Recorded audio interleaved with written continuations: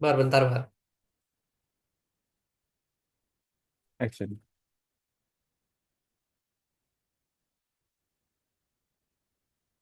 Assalamualaikum warahmatullahi wabarakatuh. Selamat datang di video kami, video kelompok 6. Kali ini kami akan membahas tentang etika dan hukum sosial media marketing di mata kuliah sosial media marketing yang diampu oleh Ibu dosen Laila Purnamasari SEMM. Next, berikut adalah anggota-anggota kami, terdiri dari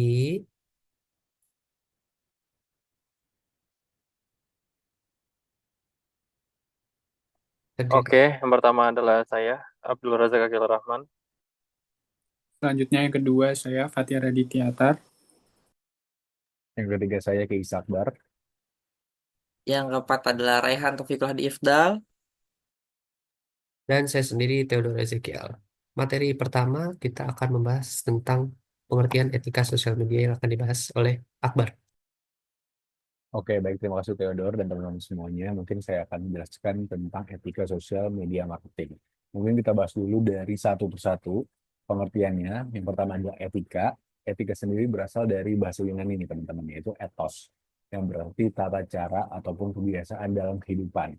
Dari penjelasan tersebut, maka bisa kita pahami bahwa etika merupakan ilmu yang berkaitan dengan gaya hidup yang baik. Di etika juga bisa diartikan dengan kebiasaan ataupun tingkah laku dari manusia dalam melakukan suatu kegiatan. Maka dari itu, etika sosial media marketing adalah kumpulan prinsip, nilai, dan standar yang mengatur cara orang berperilaku dan memasarkan bisnis mereka di platform media sosial. Etika ini cukup mencakup banyak hal, seperti bagaimana merek atau brand berinteraksi dengan audiens, uh, menggunakan data pelanggan dan dampak sosial dan budaya dari konten yang dipublikasikan. Dalam arti yang lebih luas, etika ini memastikan bahwa pemasaran sesuai dengan peraturan dan memenuhi tanggung jawab sosial perusahaan terhadap audiens, komunitas, dan masyarakat. Seperti itu, teman-teman. Mungkin penjelasan selanjutnya akan dijelaskan oleh teman saya.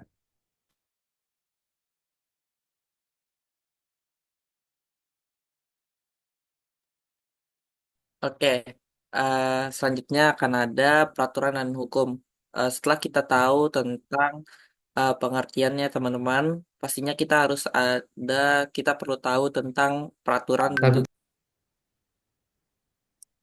nah, selanjutnya akan dibawakan oleh saya dan membahas tentang prinsip-prinsip utama etika sosial media marketing. Jadi prinsip-prinsip ini perlu dimengerti dan dipahami dan dipegang dalam keseharian pemasar dalam melakukan pemasaran digital gitu. Memastikan bahwa apa yang kita lakukan itu jujur, tidak menyesatkan, dan bertanggung jawab sosial gitu. Prinsip pertama itu ada transparansi. Kita harus memastikan bahwa apa yang kita sampaikan itu transparan. Jika kita melakukan sebuah endorsement, maka kita harus menyatakan dengan jelas dan menginformasikan para audiens dengan transparan bahwa hal tersebut adalah endorsement gitu contohnya. Em, Kedua ada kejujuran. Mirip dengan transparansi, kita tidak boleh menyalahgunakan informasi yang menggiring opini lalu membahayakan para audiens dan memiliki persepsi yang salah tentang suatu hal, padahal hal tersebut tidak sebenarnya terjadi. Ketiga adalah privasi data. Sesuai namanya, sebagai pemasar kita harus concern terhadap privasi konsumen karena penggunaan data tanpa izin dapat melanggar hukum yang sangat bahaya gitu ya. Bisa saja penyalahgunaan tersebut sangat merugikan seseorang tanpa diketahui oleh pemasar karena penyalahgunaan tersebut bisa mengalir kemana-mana dan berdampak sangat buruk. Selanjutnya ada tanggung jawab sosial. Eh, Pemasar juga dalam melakukan kegiatannya atau kampanye tidak boleh sembarangan, harus bertanggung jawab terhadap lingkungan, terhadap sosial. Jadi harus menghormati budaya, lalu juga tidak mengotori lingkungan sekitar, dan lain sebagainya. Yang terakhir adalah keadilan dalam akses dan kesetaraan. Jadi memastikan semua audiensnya ini, walaupun kita tetap melakukan segmenting, targeting, dan positioning, kita tidak boleh melakukan pemblokiran atau pengkhususan untuk suatu kelompok tertentu, karena itu bisa melanggar prinsip-prinsip etika utama dalam sosial media marketing. Jadi harus tetap bisa diakses oleh masyarakat umum, namun juga tetap melakukan segmenting, targeting, dan positioning. Selanjutnya akan ada contoh-contoh yang berkenaan dengan pelanggaran-pelanggaran prinsip-prinsip di sini dalam presentasi kita. Boleh di next.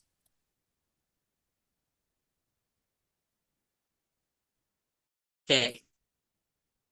Oke, seperti teman-teman ketahui, teman-teman sudah tahu tentang pengertian dan juga tahu prinsip.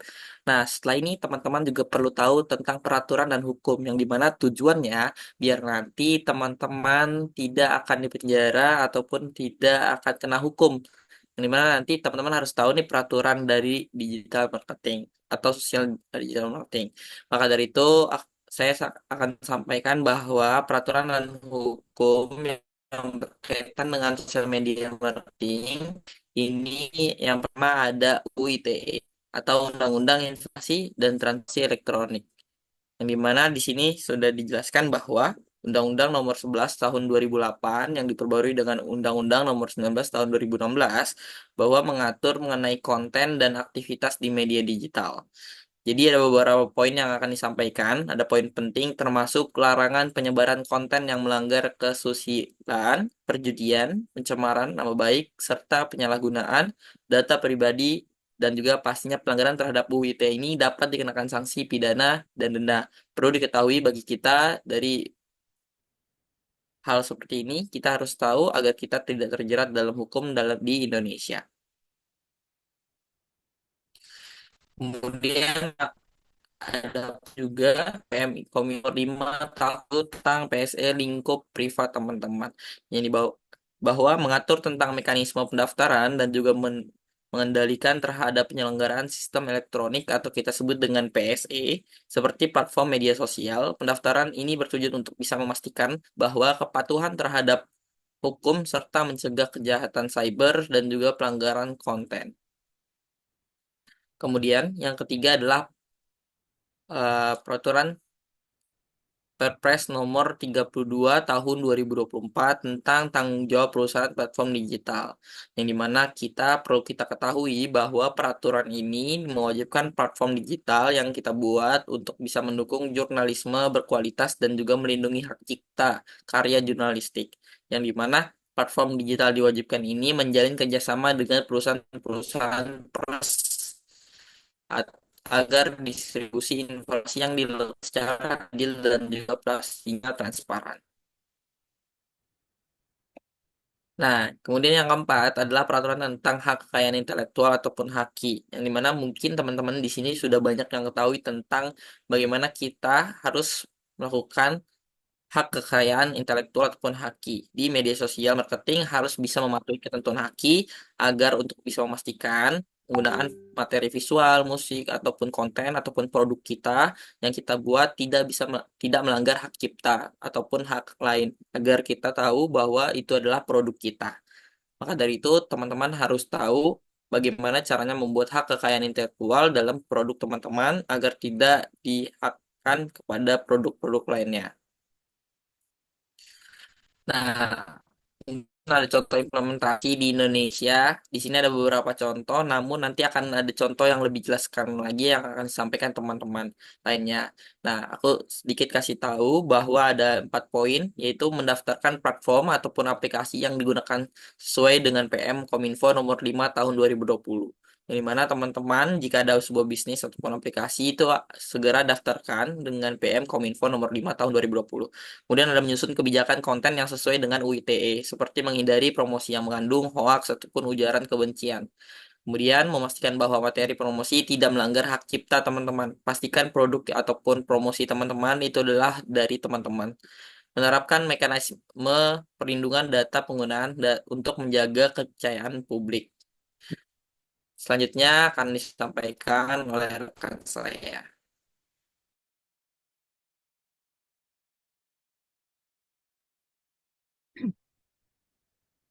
Oke, baik. Terima kasih, Rehan. Oke, dari teman-teman tadi, Rehan sudah jelasin tentang peraturan dan hukum. Sekarang akan saya jelaskan tentang contoh kasus dari pelanggaran etika dan hukum di dalam sosial media marketing di Indonesia, teman-teman. Nah, coba ditolong di next.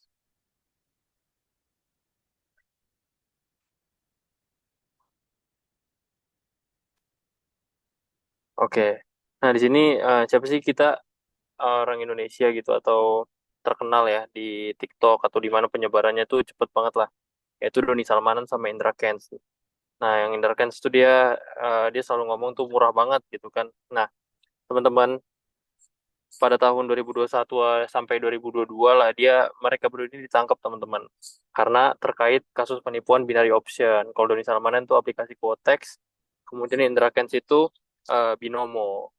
Nah, dia itu kena pelanggaran Undang-Undang ITE pasal 28 tentang penyebaran informasi palsu. Nah, dampaknya apa? Dampaknya ya udah ribuan orang-orang yang ketipu sama dia ya dari segi material dan imaterial tentu saja. Nah, ya udah coba kita next lagi contoh kasus kedua. Contoh kasus kedua akan dijelaskan oleh Fatir. Oke, baik. Terima kasih, Rozak. Sekarang kita masuk ke contoh kasus kedua. Ya, ini mengenai promosinya Holy Wings ya. Jadi kalau mungkin teman-teman nggak tahu Holy Wings itu apa, Holy Wings itu semacam bar, klub atau restoran gitu ya. Jadi di sini kasusnya promosi Holy Wings menawarkan minuman keras gratis ya, tetapi untuk orang bernama Muhammad dan Maria ya, yang menyinggung agama ya. Mungkin ini idenya terlihat fun atau kreatif gitu ya, tapi ini sebenarnya dianggap nggak eh, dianggap nggak sensitif sama isu agama ya. Akhirnya mereka kena pasal soal penodaan agama ya, pasal 156A KUHP ya, penodaan terhadap agama, dan juga pasal 28 ayat 2 UU ITE yang menyebarkan informasi yang mengandung kebencian atau permusuhan berdasarkan SARA ya. Dampaknya apa? Nah, dampaknya ini ya 6 orang terkait ya, termasuk manajer dan staf media sosial. Yang mereka terancam hukuman tuh hingga 10 tahun eh, penjara ya. Nah, ini pelajaran buat kita teman-teman kalau bikin promosi itu ya, harus peka juga sama nilai-nilai sosial dan budaya ya bagi kita di negara Indonesia yang sangat beragam. Oke, boleh di next untuk contoh kasus ketiga.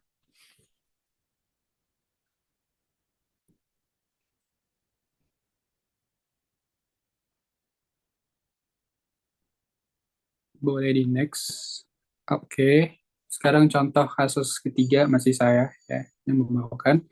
Contoh kasus ketiga yaitu setbor ya. Ini kalau kalian tahu yang suka joget-joget di TikTok gitu ya. Jadi kasusnya ini kasus promosi judi online ya. Jadi dia mempromosikan judi online lewat TikTok gitu ya. Jadi dia sebenarnya ini selebgram atau seleb TikTok gitu lah ya. Jadi dia mengendorse situs judi online ya. Ya, jadi masalahnya promosi kayak judi online gini itu dilarang banget ya di Indonesia, ilegal gitu ya. Dampaknya nggak cuma ke diri sendirinya yang ditangkap ya, tapi juga ke follower-follower si setboard itu sendiri ya, yang bisa ikut-ikutan malah jadi main judi online ya. Jadi reminder buat kita buat eh, pelajaran dan reminder buat kita buat selalu hati-hati untuk mempromosikan sesuatu. Nah, ini pelanggaran hukumnya pasal 27 ayat 2 UU ITE menyebarkan konten perjudian atau hal yang melanggar hukum, dan juga pasal 45 ayat 2 UIT hukum untuk penyebaran informasi yang melanggar norma dan merugikan masyarakat ya, tentunya pasti merugikan masyarakat gitu ya, karena bisa menginfluence mereka untuk mengikuti aktivitas judi online seperti ini. Dampaknya itu tersangka terancam pidana penjara ya, dan tindakan ini dapat memperburuk reputasi industri digital ya terkait perjudian ilegal. Oke, untuk contoh kasusnya akan dibawakan kembali oleh Razak. Silakan Razak.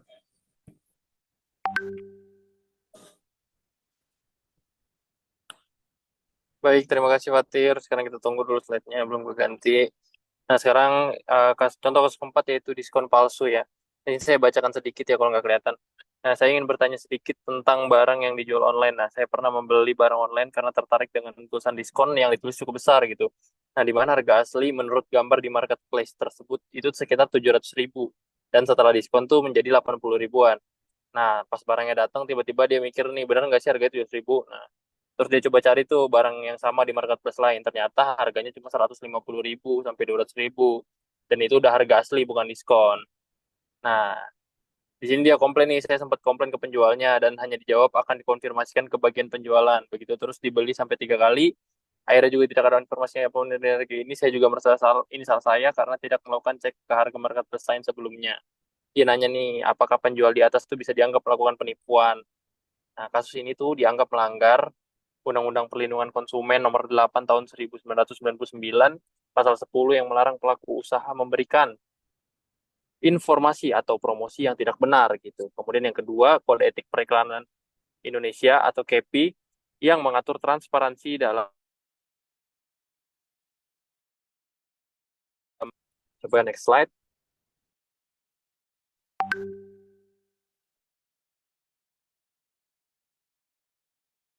Nah, di sini saya akan memberikan contoh-contoh lain. Di poin kelima itu penggunaan konten dengan hak cipta tanpa izin. Nah, kasusnya ini contohnya, misalkan sebuah perusahaan kosmetik, nah menggunakan foto selebriti tanpa izin untuk promosi produk. Nah, itu termasuk kasus ya, yang melanggar Undang-Undang Hak Cipta Pasal 9 tentang eksploitasi kaya tanpa izin. Dampaknya ya perusahaan akan dikenai ganti rugi oleh pemilik hak cipta tersebut. Kemudian poin keenam, penyebaran ujaran kebencian oleh akun bisnis. Nah, kasusnya contohnya ini adalah sebuah brand yang mengunggah konten yang mengejek kelompok tertentu. Jadi gitu.